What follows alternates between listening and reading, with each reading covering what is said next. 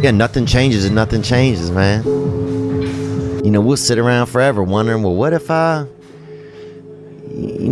was a dog catcher? Would I be the best? What if I was Every day we change the world, but to change the world in a way that means anything, that takes more time than most people have.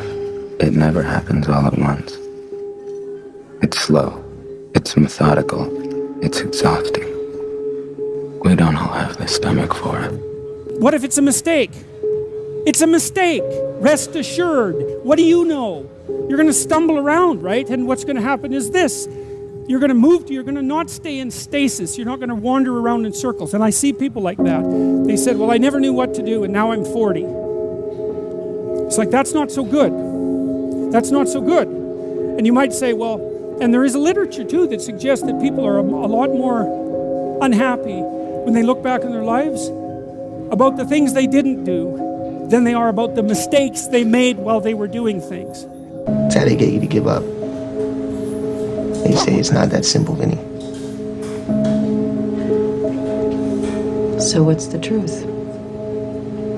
That it is. I want people to understand that they're not alone, that there are other people feeling exactly the way they're feeling, that their behavior is not insane. It's not their fault.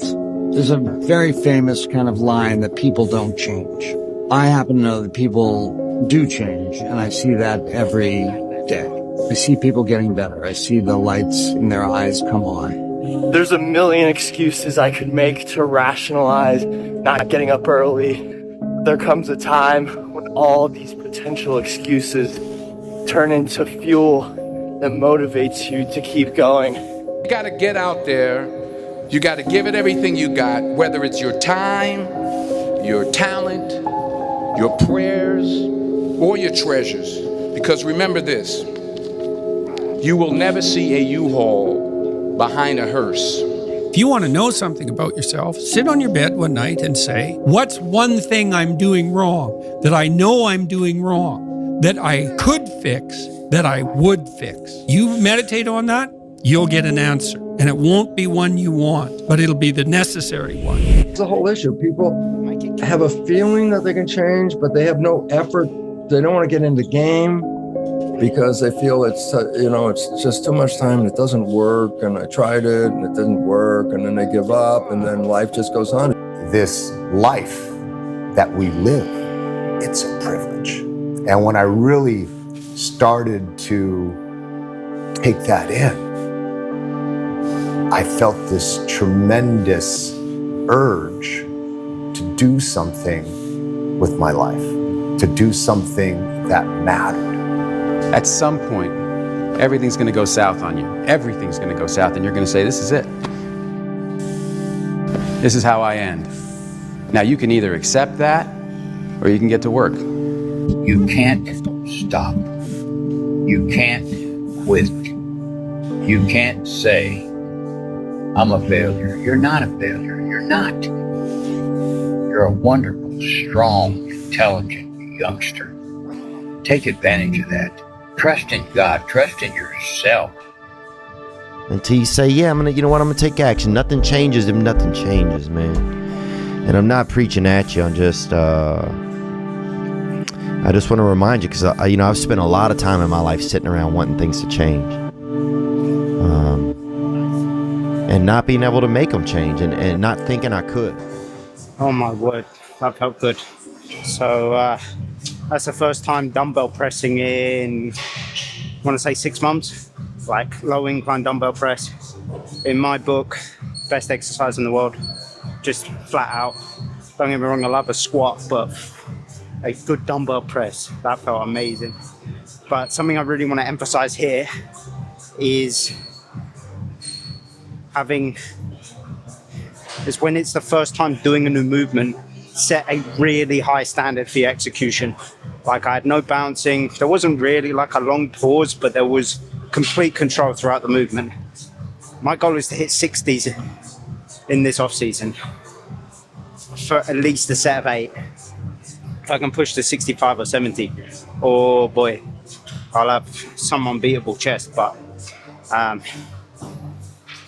in order to be able to do that and progress safely, I have to set a really good standard with my first set, because that sets the tone for the rest of it. So say if I came in and was like, okay, I'll try and go 55s and bounce the shit out of it for a sloppy 6 reps, I either then have to peel back the next week, or I have to continue with this shitty form where I'll get minimal benefit and probably just end up injuring myself. So set a really good standard now, execute really highly, and then build on that. Set the foundation. That was a really good set. I'm going to follow it up with another really good set, having a full range of motion, and I'll pause this one slightly. I'll go to 45s, I think, 5 kilos down. Seems pretty safe. My ego won't allow me to go to the 40s. If I go 40s, I'll end up just getting a bit sloppy and trying to throw it around for a set of 20. So I'll go 45, keep the control, and set a really good standard. But this is something that's especially important for people when you're starting a new program. Set a really high standard for yourself, and then build on that. Don't let your ego take over, especially if it's a movement that you really enjoy or you haven't done it in a while, or even if it's a movement that you do enjoy and you're coming off of a deload or a break from the gym. Come in and set a really high standard for yourself. It's a blank slate.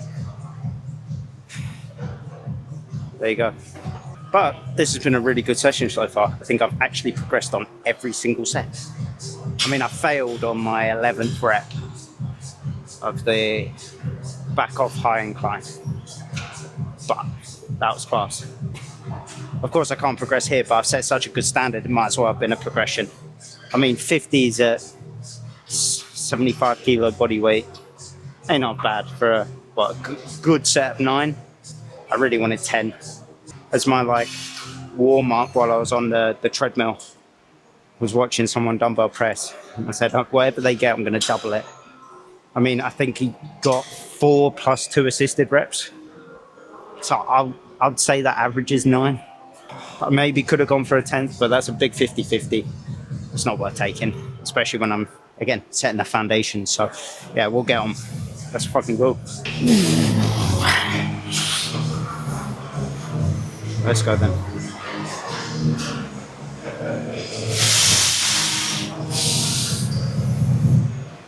Yeah, let's fucking go now. You want this shit, eh? Yeah, let's fucking go then.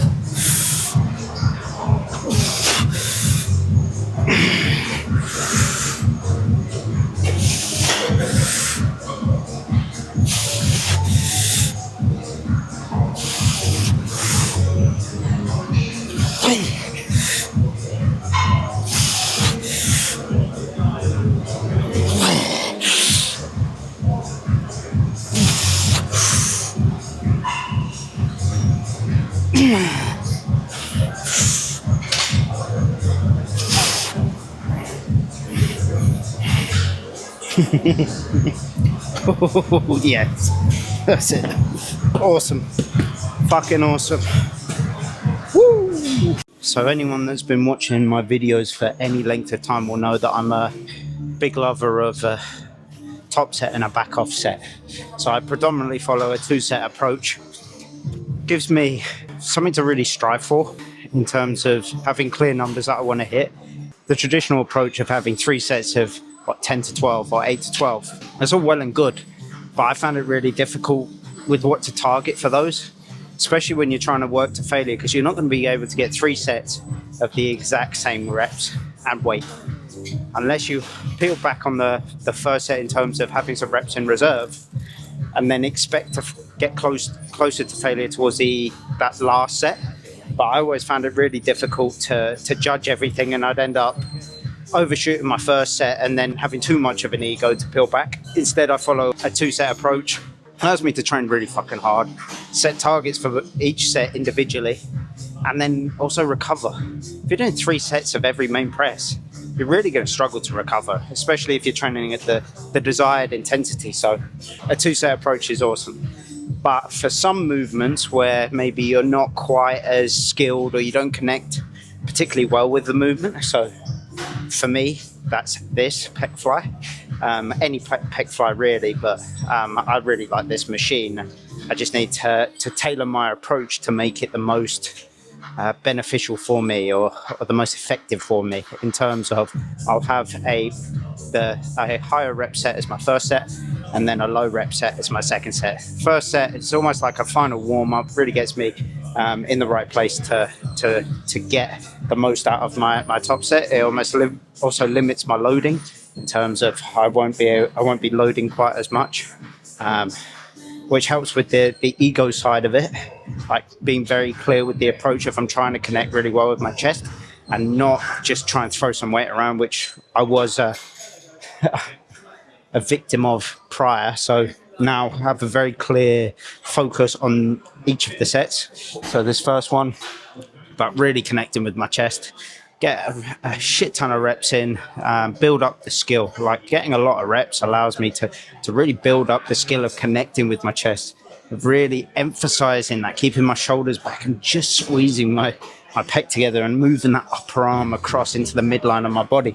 But I built a good chest without being able to fly, really. So this sort of tells you where this should be on your like list of chest exercises. Like your main presses should be everything, and then this is like a added benefit. So I'll do a lighter weight, higher rep set, and then a heavy weight set.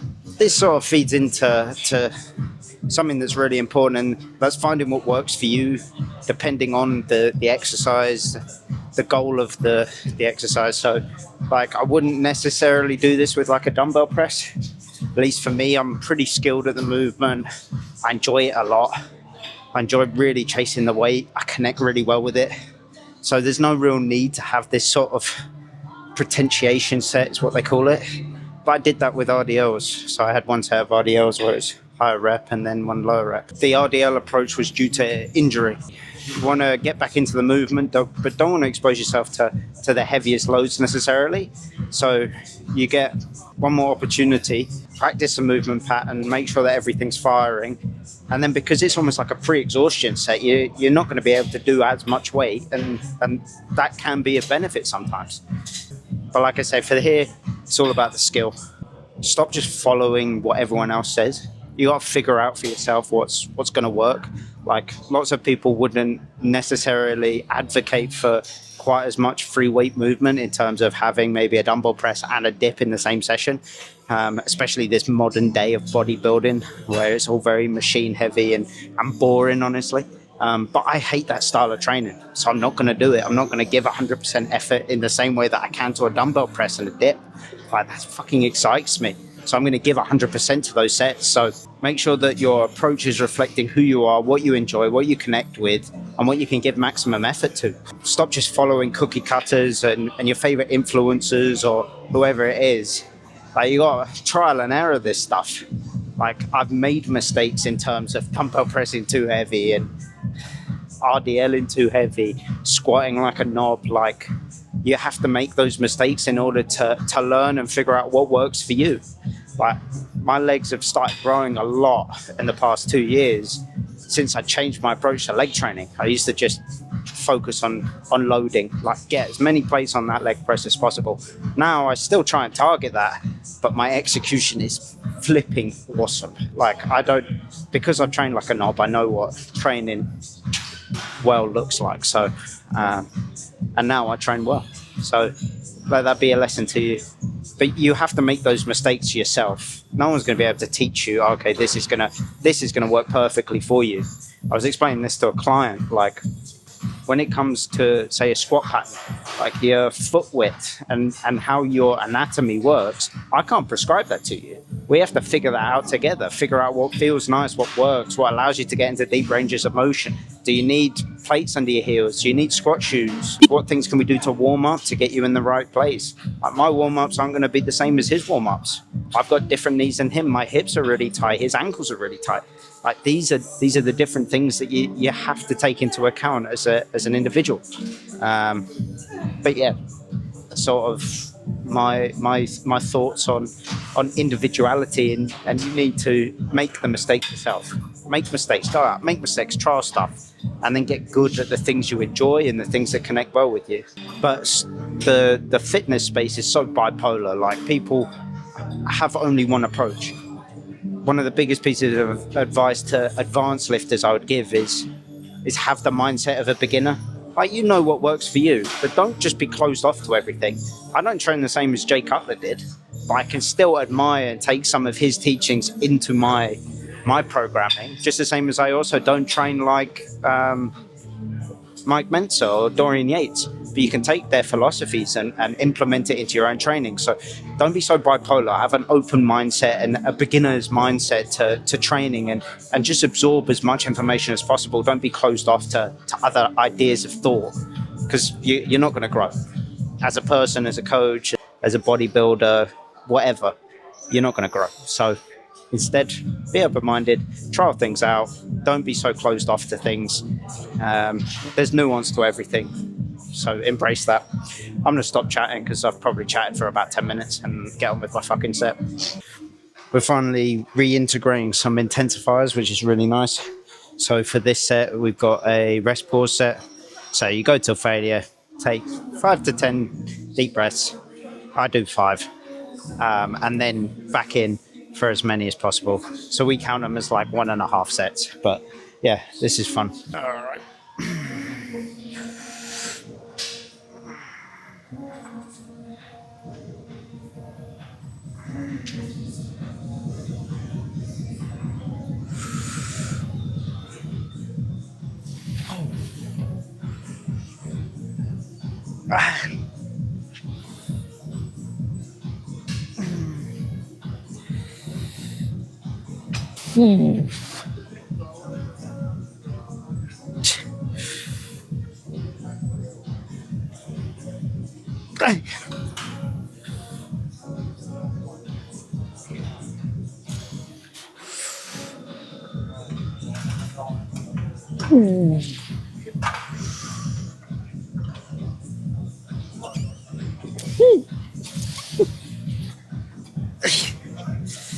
Okay.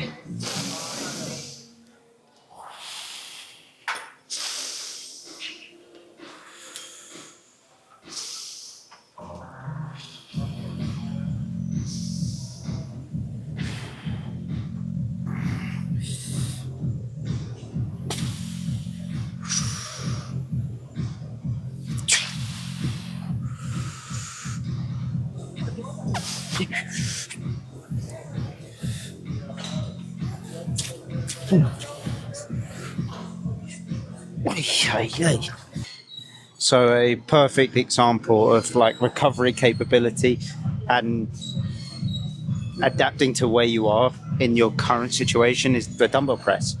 During prep, had to take it out because it wasn't safe. Like, I was losing stability. The dumbbell was literally falling onto me. Whereas now I've got a little bit more body fat, more food, more stability, and I'm able to just execute it really well. So move from dumbbell presses to machines and now back to dumbbell presses in line with my recovery capability as well as my performance capability. So there you go. Let's move on. Lucid days, I'm getting closer to unlock my consciousness. The poison's only building up my tolerance. We were never born to be the obvious, isn't it obvious? Time is slipping, dials spinning. I still wonder if I'm dreaming, or maybe I'm the only one who's wide awake. Am I the only one?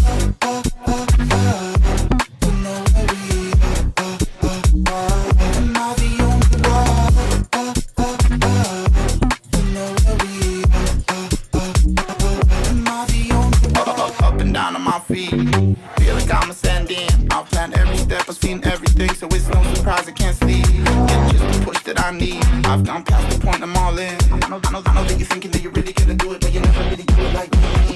Time is slipping, dials spinning. I still wonder if I'm dreaming, or maybe I'm the only one who's wide awake. Am I the only one to know where we are? Am I the only one to know where we are? Am I the only one?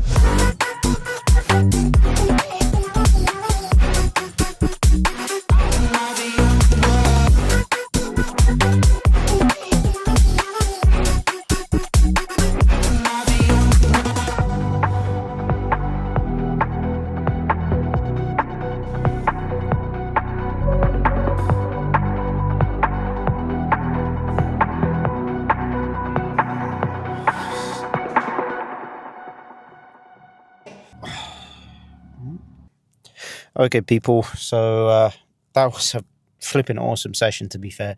Like, I didn't really pose much at the end, mainly because the posing room was taken. I was in the bathroom. It's a little bit awkward. You don't really want to pose in the bathroom, especially with the camera.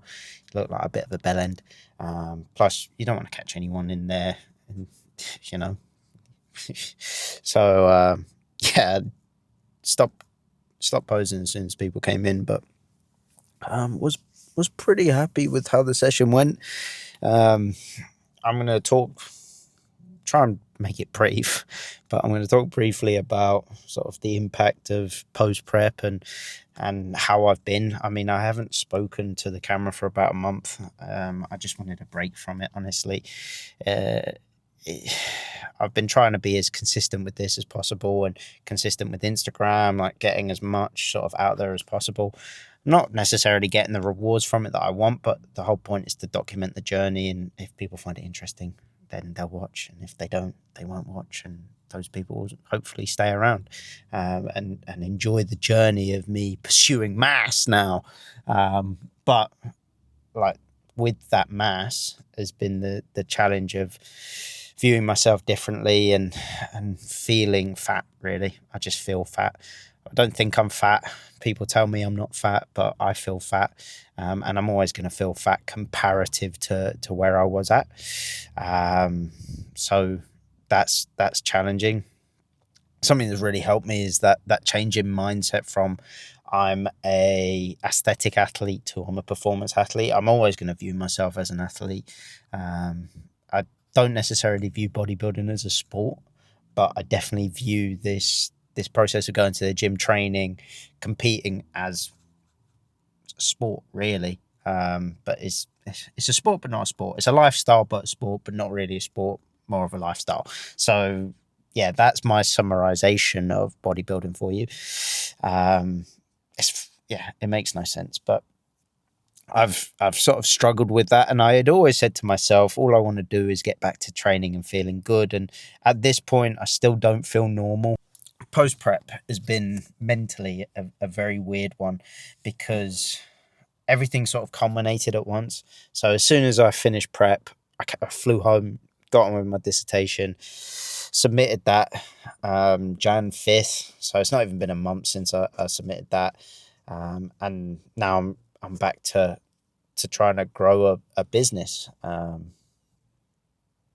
and trying to build something of my own. I have been trying to find a job because I don't feel like I'm experienced enough to build my own business, but that's not been going particularly well, as the job climate in the UK is shit. Really fucking difficult to get a job, even with sort of everything that I've had going for me.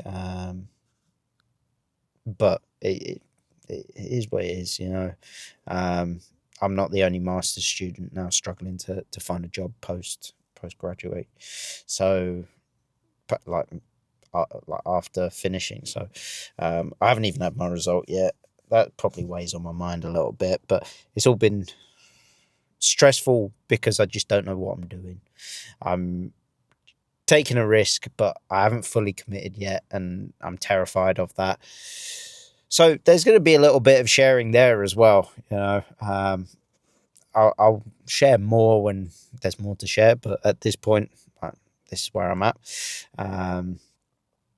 But in terms of mentally, it's just been a bit draining. You know, I still love this process. I'm living the same flipping days that I lived in prep, in terms of getting up, same time, walking, getting my steps in, watching the sun come up, which has been nice since the winter solstice. Is that the shortest day of the year, whatever it's called? And actually seeing the sunrise again when I'm going out for my morning walk, which is nice. I'm eating the same meals every day. I'm living the bodybuilding lifestyle, the prep lifestyle outside of prep. And I love it, honestly. I love the routine of it. I love the consistency of it. I've had a couple of off-plan meals, but nothing drastic. Like, other than the day after the show, which I didn't really document on YouTube, but other than the day after the show, I didn't really eat. Like, I've not really gone that far off plan. Like, Christmas Day, obviously, had a bit of chocolate and a little bit of fun, but other than that, like, I've been pretty much on it. So yeah, there's that, and that adherence is definitely helped. But I mean, I'm 7 kilos up, 6 kilos, 6.5 ish up, in 2 months. I'm not sure how many weeks. I honestly can't be asked to work it out, but yeah. And that's been a challenge. The seeing the weight on the scale come up, and I need to just disconnect from that entirely. Just worry about the look, and we're seeing improvements. I mean, I'll put some of my check-in shots here because you didn't really see me pose properly. Just had a little bit of a shortened pose down in the bathroom, like I said. So I'll put some check-in shots. Like, my shape is coming much nicer. The parts that we're trying to improve in terms of lats, delts, quads, they're all coming up. Like, everything is heading in the right direction. I just need to chill the fuck out.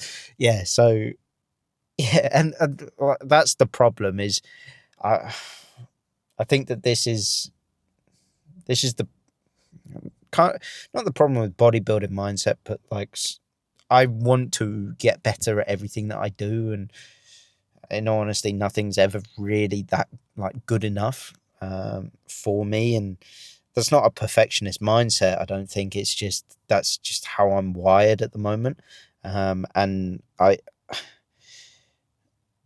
Even when things are going right, I don't appreciate that they're going right. Like, my dissertation, I was really proud of. I'm really happy with it. But as soon as you submit it, you're like, oh, I could have done this better. I've done this wrong. This doesn't seem right. And I just shut up. You've nailed it. Like, you've done what you're supposed to do. Appreciate it and move on.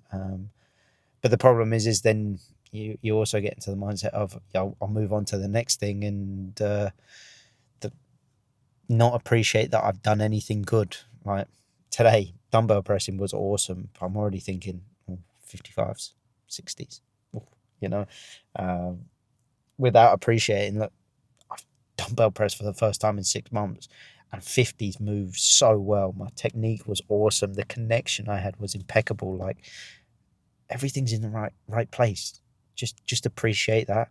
But I really struggle with that appreciation.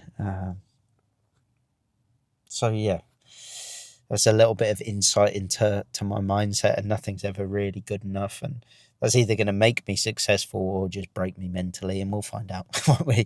But hey, that is what it is. But life's good.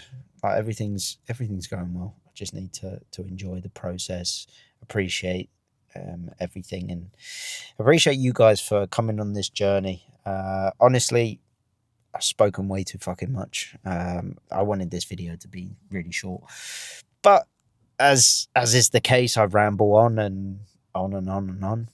If you made it this far, congratulations. That's it for today. I'll take you through a full day of eating at some point soon. You know, everyone loves an off-season full day of eating. What am I eating to get huge and all that shit? Honestly, it's just more of what I ate in prep. So yeah. But I appreciate you guys. Thank you for watching. As always, I appreciate any engagement. And I'll see you in a bit. Cheers, guys. Have a good day.